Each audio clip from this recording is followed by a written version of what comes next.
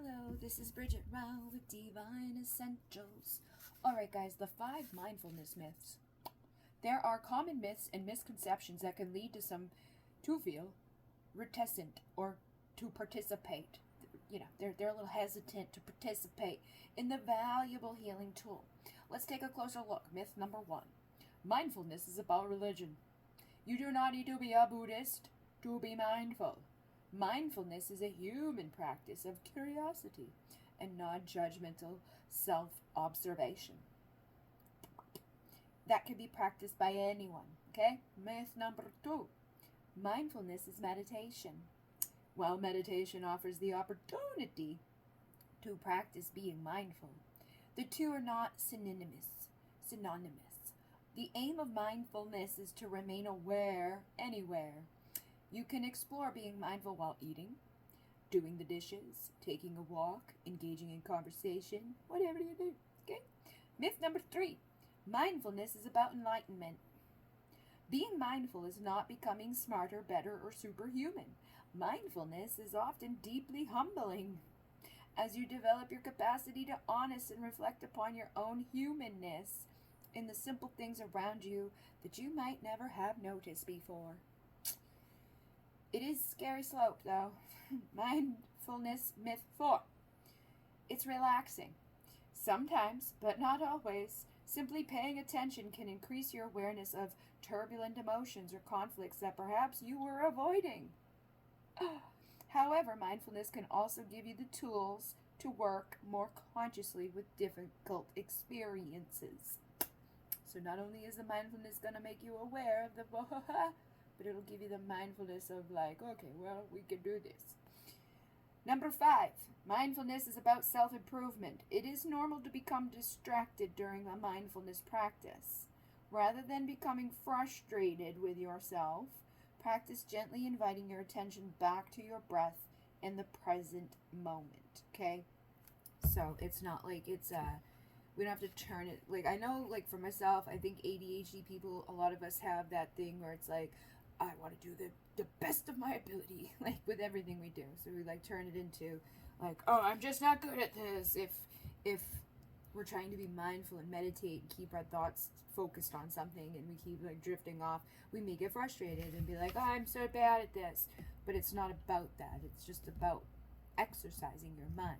You don't show up to the gym on day 1 and expect to walk out with abs the next day. At least I hope not. And, you know, it's the same type of thing, okay? So other treatments for CPTSD is another little bop on here. And many other therapeutic modalities offer beneficial perspectives for the healing of PTSD. While not all can be discussed in depth, a few remain noteworthy. Acceptance and commitment therapy is a form of cognitive behavioral therapy that uses acceptance and mindfulness strategies to increase what is known as psychological flexibility, your capacity to live in the present moment with wisely chosen behaviors. ACT uses metaphors to support healing. For example, saying, emotions are like the weather invites you to take a mindful walk to determine the current forecast of your feelings. Is today calm with a few sun showers? Or are you facing a raging tornado?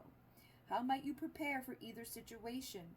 Such a practice might allow you to notice your need to attend to feelings of vulnerability, in which case you might add in a mindful walk or a journaling practice before going to work in the morning, okay? So I feel like that, I think I do that a lot, like within my readings and stuff, as I try to compare things to something else that can help people to kind of click it within their mind. So do that for yourself in the way that it makes sense. Like the other day when I was talking about, I'm going to make a freezer because then I can freeze things, and then when I take them out, I'm going to thaw them over time. You know, like if I'm going to work and I can't bring all this emotional crap with me and expect to like get through the day without then let me just put it in the freezer and I'll take it out and thaw it out later and explore it and all of that, right? Same type of thing with this. Let's start every day by, you know, predicting our weather. You can look at the weather for the day and even correlate with that, because I know for myself the weather impacts me greatly, physically, emotionally, mentally, spiritually. So what makes sense for you? Then narrative exposure therapy is a specific treatment for all trauma disorders, including complex PTSD. Here, you identify significant events which are deemed flowers or stones within the context of your life story. Flowers are those positive events such as loving people or personal accomplishments. Stones are your difficult or traumatic life events. The aim of this therapy is to be able to develop a complete biographical narrative inclusive of both stones and flowers to strengthen your sense of personal identity. So this kind of ties in with this right here. And like, maybe you're a weirdo like me and love crystals, so it's like, I don't want to make stones be the bad thing, and I don't want to make flowers be the bad thing. You know, so you could come up with something else and be like doing 2 birds with 1 stone. I know, I'm stupid. But seriously, like, you could be like, oh, well, that was like a quartz crystal, and then that was like an obsidian moment. You could do whatever you want to do, but try to make it something that makes it easier for you, or does show you the range of things. Like, well, that was a flowering moment, and that was the rock that took us down, you know? Or that was the fucking shit show day that was like a tornado, but the next day was beautiful and calm and everything, peace was restored in the kingdom. And then neurofeedback is EEG monitoring to improve brain functioning as you learn to alter your brain activity. By using computer imaging, you receive direct feedback through a brain map that indicates areas of your brain with excessive activity associated with PTSD, such as your fear centers. Here, you learn how to relax your body and mind to activate the outermost layer of your brain, that which is associated with thinking and decision making. Typically, 20 sessions will give you enough feedback to understand how to facilitate regulation of your body and mind on your own. So, I don't know where they do that or how you could get into that, but neurofeedback uses EEG monitoring, so I'm assuming you would have to like sign up and do that. But as a healer, or a shaman, a seer, right? We do psychic surgery. We do things energetically. We do things through frequency. So you don't need to be hooked up to a machine to do like a body scan.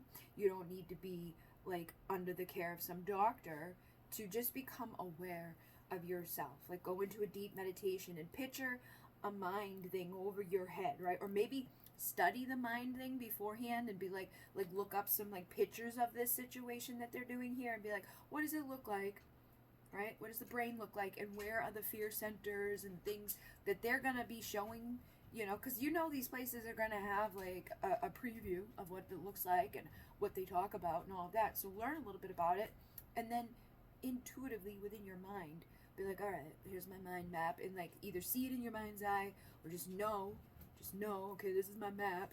Show me where it is lighting up the most right now. And then trust your intuition to know. And then take the actions that are deemed appropriate. Something that this reminded me of too, because of the neurofeedback part of it, is something I saw a neuroscientist dude talking about the other day. And I've talked about it before, so it's like 3 times is the charm.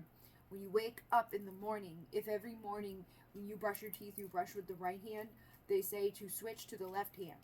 Because now you have the opportunity to redo something here. It's like, this is like your default system. This is going to be the better system. And as you start doing it and you're in the mirror, you're going to say like more positive things. Like, I am beautiful, I am worthy, I'm enough, I am abundant, I'm living my most beautiful timeline. And you're it in there through this like neurological thing that a lot of people have talked about over extended amount of time. So I feel like it does. The guy was like, I guarantee you this will change your life. If not, text me and I'll give you $100 for wasting your time. He said to do it for like, I think 30 days straight or something, or a week straight. I don't know, just do it. Just fucking do it every day for a little while and see if it changes your life. He said nobody has ever asked him for the money. The people that actually did it, they said it made a difference. So brush with the other hand while affirming a whole new reality. Okay? And yes, so we will talk about bumps in the road tomorrow, and hopefully this helps you. I uploaded a couple of things on the Be Creative YouTube channel that will be coming out over the next few days. Sunday, Monday, Tuesday. Readings are already posted on there, so those will be coming out. And then on the 27th at 9 p.m. we're doing the the moon box. We're going to do the desire box. I got it all set up over there. Got all my art supplies, creative things. So you get a little shoe box or a little box that you want to decorate. Put some shit in there that's pretty, that represents your desires so they can manifest into your life, and you put them in order, and ba-ba-da-boop. I made a little short about it. I put some things in my story on Instagram. I talked about it on my Facebook.